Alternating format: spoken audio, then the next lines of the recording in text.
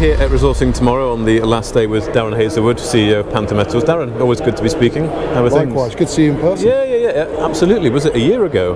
Probably was, actually. Yeah, it was. Well, how does this compare to last year, both in terms of, let's say, the vibe or the sense, and also the sort of quality of people you've been meeting with? It's definitely on the upside. Okay. We've been seeing a lot of people from overseas. Right. Particularly, there's a lot of Canadians here this year. I think that's reflective of the position of the Canadian market. But you're also seeing funds from Europe, from Singapore, from Australia. Okay. It's been interesting. The Australians seem to have sent a few people over to do some digging. I think they're seeing the value that's being shown in the UK market. And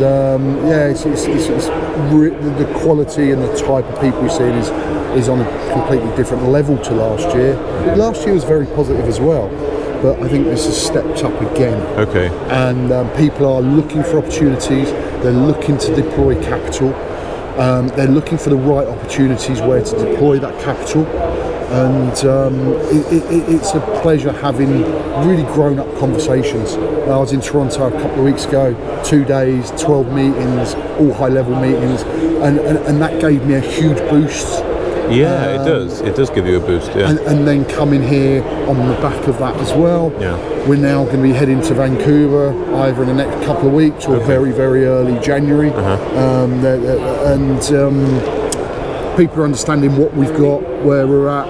Obviously, in London, you've got market dynamics at play. As a company now, because of our asset base, we have to just ignore that because we've got to get on. And I'm aware that people want delivery, and so do we. We're not doing this for fun.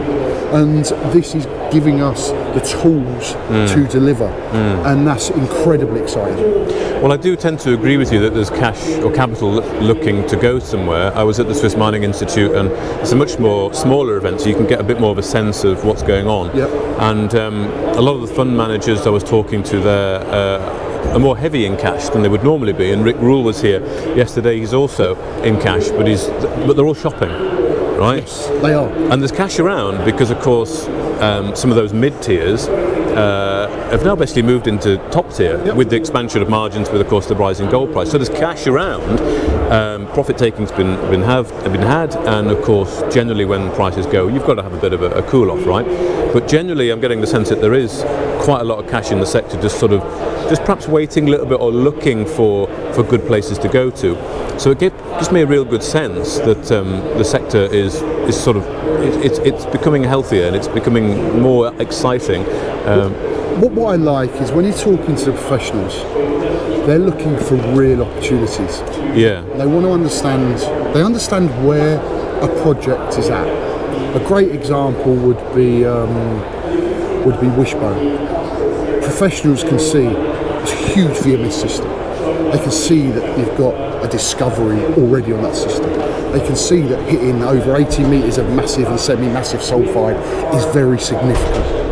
They can see how we're looking to link in production via tailings into enabling us to advance that without the huge dilution, because we've got the support potentially from government, as long as we can get the critical minerals stamp on Winston. They can see that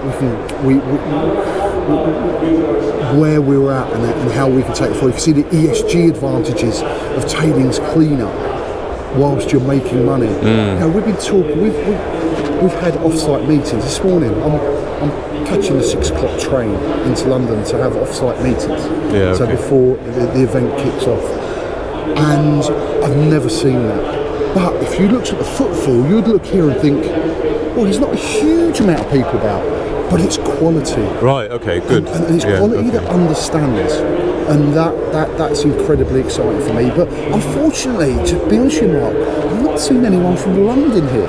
I've seen one broker, and that was a very short meeting. Well, that's interesting. That is the only thing, because we all love London. We want London to thrive. Yes. But we know that's maybe not happening. That's a shame. It is a shame. Would you say you say there's sort of less footfall, and this is the last day, right? So it's going to be less anyway. But I would tend to agree. It doesn't seem that busy, that crammed on the floor. Would you say there's been less retail here and more professional? Right. Yeah. Last year, for instance, we probably had